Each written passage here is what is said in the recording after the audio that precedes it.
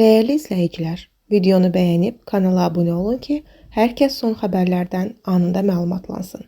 Müğənni Tacir Şahmalovun etirafı hər kəsi təəccübləndirir. Xəbər verilir ki, bürclərə inandığını deyən müğənni, oğlu və gəlininin bürc uyğunluğunu yoxlatdırdığını etiraf edib. İncə səhər verilişində bu haqda danışan sənətçi deyib. Heç kəs bürcə ciddi yanaşmır, onu yoxlatdırmır, bu çox vacib məsələdir. Amma onu biləndə görürsən ki, ən vacib məsələ elə budur. Mən görmüşəm ki, iki qoç bürcə evlənib və yola gedə bilməyiblər, ayrılıblar.